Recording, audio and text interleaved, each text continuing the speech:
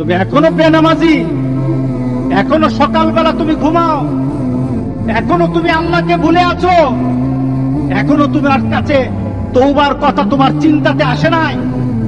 তুমি অনেক কিছু হতে পারো, তুমি মুসলমানের কাতারে থাকবা না। তুমি অনেক কিছু হতে পারো, তুমি ইসলামের কাতারে থাকবা না। যারা নামাজ পড়ো না, তুমি টের পাও না, মসজিদের দরজা তোমার জন্য বন্ধ হয়ে যাবে। তুমি মনে রেখে দিও, মসজিদের সাথে তোমার সম্পর্ক তোমার হয় নাই, তুমি জান্নাতের দরজাও তুমি খুলতে পারবা না। নামাজের ব্যাপারে আমাদের কোনো সহজতা নাই, কোনো কম্প্রোমাইজ নাই, কারোর সাথে আমার সম্পর্ক নাই। নামাজ আছে তো সম্পর্ক আছে, নামাজ নাই আল্লাহর সাথে তার সম্পর্ক নাই, আমার সাথে তার কোনো সম্পর্ক নাই। আপনি ঘোষণা দেন, পরিবেশ সুন্দর হয়ে যাবে, তওবা কবুল হবে, আল্লাহ আমাদেরকে রক্ষা করবেন, আল্লাহ আমাদেরকে রক্ষা করবেন ইনশাআল্লাহ। আল্লাহর কাছে তওবা করে করে কাঁদি, মাবুদ আমাদেরকে তুমি এই গজব থেকে বাঁচাও, আমাদের গজব থেকে বাঁচাও। আল্লাহ যেন সবাইকে হেফাজত করে, আল্লাহ যেন সবাইকে হেফাজত করে। নামাজ যারা পড়ে না, ঘাড় ধরে ধরে তাদেরকে আনেন। কেন নামাজ পড়বা না? তুমি মুসলমান, এই মুহূর্তে তুমি আমরা এক কাতারে দাঁড়াই। এটা যদি আপনার সন্তান হয়ে ধরেন, নামাজ পড়তে আসো। মুহাম্মদ সাল্লাল্লাহু আলাইহি সাল্লামের কথা কঠিন ছিল নামাজের ব্যাপারে। রাসূল সাল্লাল্লাহু আলাইহি সাল্লাম বলেছেন, তোমার সন্তান 7 নামাজ শিখাও, তোমার সন্তান 10 নামাজ না পড়লে তার পিটাও। কে বলেছেন? কে বলেছেন? রাসূল বলেছেন। তাহলে রাসূল কঠিন হলেন না? নামাজের ব্যাপারে কঠিন না?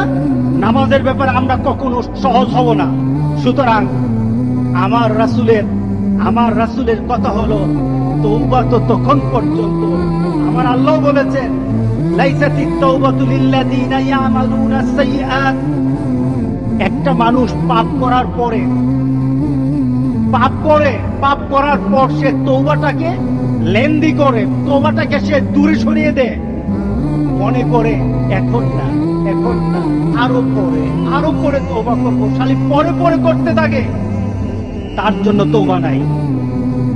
হাত্তা ইদা হাদরা আহাদাহুমুল মাউত, যখন মৃত্যুর দুয়ারে চলে যায়, যখন সে কোয়ারেন্টাইনে চলে যায়, যখন সে আইসিইউতে যায়, তখন বললে ইন্নী তুবতুল আন, এখন তওবা করতেছি। আল্লাহ বলেন, এটা আমার কাছে তওবা না।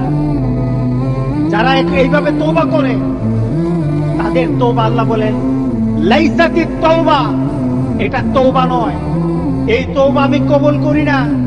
রাসূল সাল্লাল্লাহু আলাইহি সাল্লাম বলেছেন, মা লাম ইয়াতাগারগির, যখন গড়গড় আরম্ভ হয়ে যাবে, তখন আর তওবা কারো কবুল করা হবে না। গোটা পৃথিবীর মধ্যে কিন্তু গড়গড়ার পর্যায়ে চলে আসছে। এখনই আমাদেরকে ফিরে আসতে হবে, আপনাদেরকে একটা সুন্দর পরিবেশে চলতে হবে। যেটা বলা হয়েছে, আমাদের হাত পা মুখ এগুলি সবসময় আমরা ধোবো, আমরা একটু পরপর হাতগুলি ধোবো। আমরা যখন হাত ধুইতে যাব, আমরা হাত ধোবো না, আমরা উযু করে নেব, ঠিক না? আমরা কি করে নেব? উযু করে নেব। মুমিন কখনো কি থাকে না, নাপাক অবস্থায় থাকে না। কারণ আল্লাহ বলেছেন, যারা মুতাতাহিরিন, যারা পবিত্র থাকে, আল্লাহ বলেন আমি তারে ভালোবাসি, আমি তারে ভালোবাসি, আমি তারে ভালোবাসি। আল্লাহ বলেন। সুতরাং আমরা কি করব? হাত মুখ সবসময় ধোব। এখন দোয়াটা হবে আমাদের উযু। বাথরুম থেকে আসলে উযু করবেন, যখন খাওয়া দাওয়াতে বসবেন হাত ভালো করে ধোবেন। আপনি নামাজ পড়বেন, 5 ওয়াক্ত নামাজ 5 বার আপনার জন্য উযু। আপনি যখন কুরআন তেলাওয়াত করবেন তখন উযু। আপনি চিন্তা করলেন এখন আমি একটু ইবাদত করবেন, উযু করে নেন। আপনার জন্য বারবার উযুর মাধ্যমে আল্লাহকে সন্তুষ্ট করার একটা পরিবেশ আপনার দেহের মধ্যে সৃষ্টি হয়ে যায়। আপনার পবিত্রতা তওবা, দেহের পবিত্রতা হলো উযু। আল্লাহ যেন সবাইকে করার তৌফিক দান করে দেয়। দ্বিতীয়ত, সফর বন্ধ করে দেন। এই বাড়িতে বেড়াতে যেতে হবে, ওই বাড়িতে যেতে হবে, বন্ধ করে দেন। এটা নাজায়েজের কিছু না, শরীয়ত বিরোধী কিছু না।